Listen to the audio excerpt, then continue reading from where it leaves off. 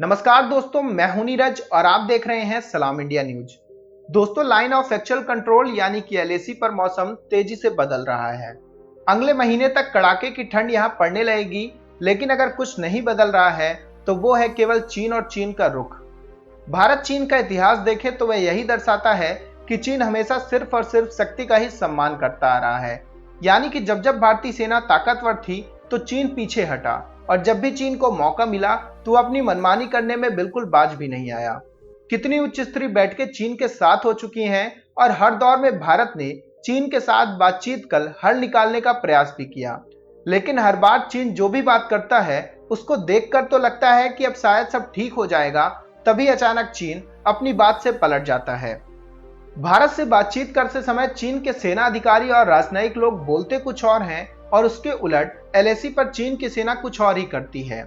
चीन हमेशा से एलएसी पर भारत की कमजोरी को टटोलने की कोशिश करता है, और जहां पर कमजोरी नजर आई वहीं पर चीनी सेना आगे बढ़कर भारत की जमीन को हथियाने की कोशिश करती है। वर्तमान में भी चीन यही करने की कोशिश कर रहा है। वो भारत को डराकर एलएसी से लगे भारत के हिस्से की जमीन को हथियाना चाहता है। लेकिन इस बार चीन अपनी ही चाल में फंसता नजर आ रहा है। वह अपनी ताकत दिखाकर एलएसी पर भारत को डराना चाहता था। बता दें कि एलएसी पर चीन ने 50,000 सैनिक भी तैनात कर दिए थे, लेकिन अब भारत भी चीन को उसी की भाषा में जवाब दे रहा है। चीन के कब्जा करने से पहले भारत ने पैंगोंग के दक्षिण में स्थित सभी ऊंची चोटियों में अपना कब्जा जमा लिया है, जो कि रणनीतिक रूप से महत्वपूर्ण है और जिन्हें चीन खाली करवाना चाहता है। लेकिन वह ऐसा बिल्कुल भी नहीं कर पाएगा, इसलिए चीन का गुस्सा दोगुना हो गया है। बता दें कि चीन इन सभी जगहों का सामरिक महत्व समझता है, इसलिए वह बार बार मौका पाते ही इन्हें हथियाने का प्रयास भी करता है। लेकिन वो ये नहीं जानता है कि ये भारत की जमीन है और हम एक इन जमीन भी अपने किसी दुश्मन के हाथ नहीं आने देंगे। गलवान में जो चीन करना चाहता था उसमें भारतीय सैनिकों द्वारा मिली मात के बाद पैंगोंग में फिर से चीन ने नई चाल चली थी। लेकिन भारत के सैनिक जो पहले से ही सतर्क थे, उन्होंने फिर से चीन की इस चाल को नाकाम कर दिया। इतना ही नहीं, चीन की सेना को भारतीय सीमा से पीछे हटाते हुए वहां पर अपना कब्जा कर लिया जो पहले चीन के कब्जे में था। इससे चीन बौखलाया हुआ है, क्योंकि अब वो लद्दाख की पहाड़ियों में नीचे आकर कमजोर स्थिति में आ गया है। इसी वजह से अब वहां पर युद्ध के हालात बने हुए हैं। इस समय भारत और चीन के बीच जो एलएसी है, वहां पर भारत और चीन की सेनाएं युद्ध के लिए आमने सामने खड़ी हैं। करीब 850 किलोमीटर लंबी एलएसी पर तनाव का माहौल बना हुआ है, खासकर पैंगोंग झील के उत्तर और दक्षिण में। चीन अभी हर तरफ से घिरा हुआ है।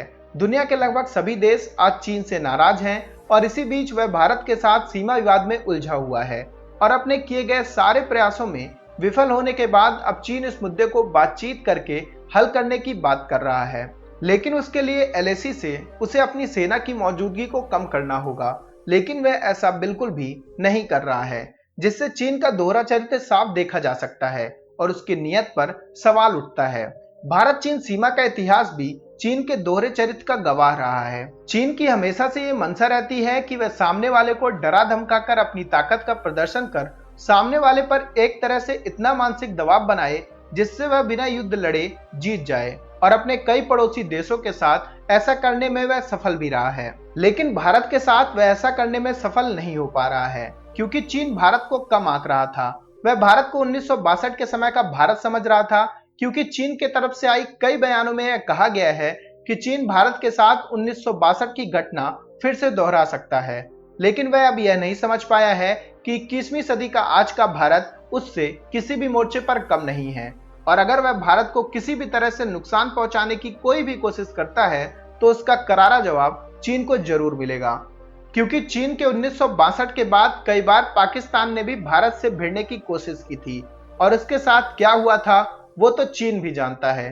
कहीं ऐसा ना हो कि चीन भारत की जमीन हथियाने की कोशिश में पाकिस्तान की ही तरह अपने देश के दो टुकड़े ना करवा ले। तो दोस्तों, अभी के इस वीडियो में बस इतना ही। तमाम अपडेट्स के लिए आप बने रहिए सलाम इंडिया न्यूज के साथ।